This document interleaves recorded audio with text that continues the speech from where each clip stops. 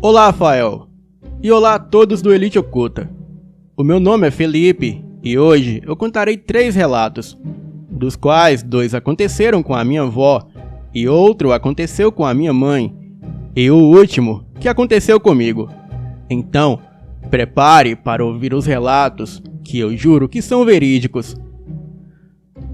O primeiro relato aconteceu com a minha avó e eu contarei com as suas palavras. Olá, eu me chamo Teresa e esse fato se passou em 1970.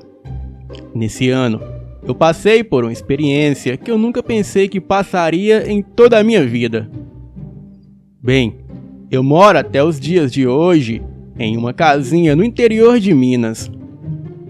E ao redor dessa casinha tem uma grande mata e o lugar é uma roça. E pelas redondezas haviam poucos moradores. E eu passei a morar lá desde os meus 14 anos de idade. E foi quando eu conheci o Raimundo, a quem eu me apaixonei e me casei com ele. E nós tivemos 12 filhos.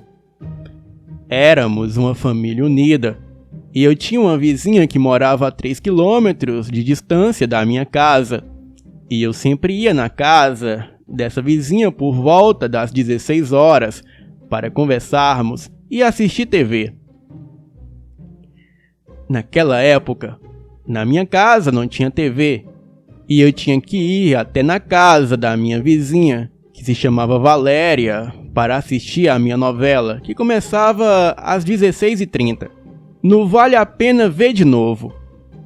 O Raimundo sempre me levava de carro até lá e nunca foi preciso eu ir a pé. Porém, eu sempre voltava para casa por volta das 18h30 e eu gostava de ir embora a pé, pois admirava a paisagem e também gostava de ver as estrelas por tudo que é canto no céu. E uma certa vez, eu estava voltando da casa da minha vizinha Valéria, porém, diferente dos outros dias que eu voltava às 18h30. Esse dia, eu estava saindo da casa dela às 19h15. Isso porque, quando a novela terminou, a gente ficou conversando e falando sobre a vida alheia. Então, quando fui ver a hora, já era por volta de 19h15. E logo resolvi voltar para casa, pois nunca tive preocupação com o horário de voltar, pois o Raimundo era tranquilo e não pegava no meu pé. Ele confiava em mim totalmente, e outra, porque eu jamais faria algo escondido dele. E ele também cuidava muito bem dos nossos filhos quando eu estava ausente. Então, eu voltava a hora que eu bem entendia da casa da minha vizinha Valéria. Bem, e lá estava eu caminhando para casa, e seria um longo percurso, por causa que da distância da casa da Valéria até a minha casa são 3 quilômetros. Bem, mas eu não estava nem ligando, e tudo o que eu queria era olhar para a paisagem e admirar as estrelas no céu. E apesar que naquela noite eu também admirava a lua cheia que iluminava o meu caminho de volta. Bem, quando faltava 1 quilômetro para chegar, eu resolvi parar um pouquinho, até porque eu já tinha andado 2 quilômetros, estava um pouco cansada e também eu tinha um pequeno pressentimento que alguma coisa me seguia pela mata ao redor. Mas quando eu parei, aquele barulho que até então eu não sei se eu estava imaginando, também parou. Mas daí foi quando eu ouvi uns assobios vindo da mata ao meu lado direito. E no início eu achei normal, pois acreditava ser assobio de passarinhos ou dos animais noturnos. Porém, o assobio começou a ficar mais alto e se tornando aquele assobio enjoativo que bate no seu ouvido e o seu ouvido chega a doer. Então eu pensei comigo mesma, mas quem é o doido que tá dentro da mata assobiando? Pensei isso.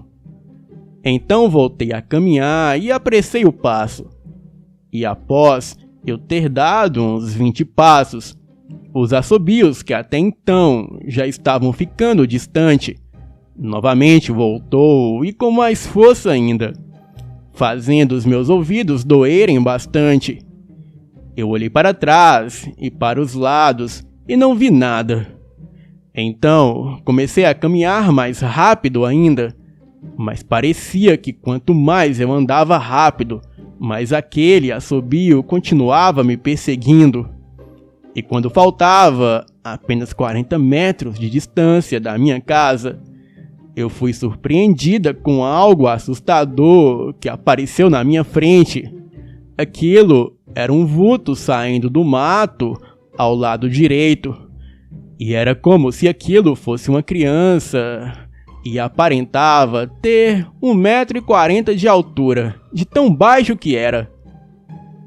Ele também aparentava ter um chicote em suas mãos. Os seus cabelos eram desgrenhados e a sua pele era escura e acinzentada e era extremamente magro. E quando eu vi aquilo, eu logo me lembrei das histórias que a minha mãe me contava bastante sobre o Curupira e também sobre a Caipora. Aquela coisa ficou parada no meio do caminho de onde eu tinha que passar para continuar, para chegar até em casa. Mas aquilo não se virou para mim. Estava apenas de frente para o mato, ao meu lado esquerdo. Então, novamente eu comecei a ouvir aqueles assobios muito forte. E daí então, eu me ajoelhei ali mesmo e comecei a orar o Pai Nosso e o Ave Maria.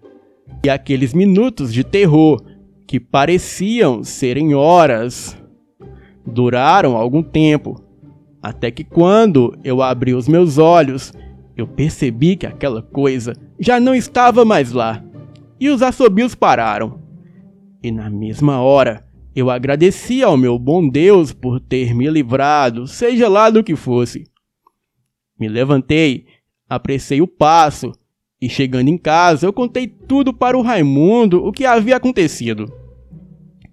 E foi então que ele me contou algo que também tinha acontecido minutos antes que eu chegasse em casa. Ele me relatou que mais ou menos meia hora antes, ele ouviu gritar o nome dele.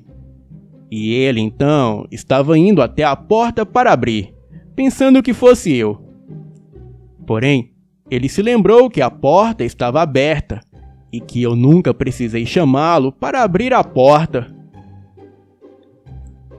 Então, ele, desconfiado que havia alguma coisa errada, mesmo ouvindo a minha voz claramente, ele começou a fazer uma oração. E 2 minutos depois, ele começou a ouvir uma forte gritaria. E o vento ficou muito forte. E isso durou por cerca de 10 minutos, e então tudo parou. E quando ele me contou isso, foi aí que eu tive certeza de que era uma caipora ou curupira. Pois reza a lenda que a caipora é parecida com o curupira, porém, ela não só assobia e faz toda aquela gritaria, como também sabe imitar vozes de pessoas e a aparência como o curupira faz. No dia seguinte, eu peguei um fumo, 2 cigarros e uma cachaça. Fui lá para dentro do matagal e deixei em um certo local. E então eu voltei a fazer os meus afazeres domésticos. E depois disso, nunca mais ouvimos nada e nem mesmo vimos nada. Diz a lenda que o curupira é um anão forte e ágil, de cabelos ruivos, pés virados para trás e muito travesso. A principal característica desse ser maléfico são as suas pegadas invertidas, usadas para confundir os caçadores que tentam capturá-lo ou destroem as matas e florestas, assim como os que caçam animais. Mas mesmo se você não for uma pessoa mal intencionada, não quer dizer que estará livre dele. O Curupira é conhecido como o protetor das matas. E o Curupira, ele utiliza a sua inteligência para causar aflição ou até mesmo matar os invasores das matas, que aparecem para causar danos à natureza.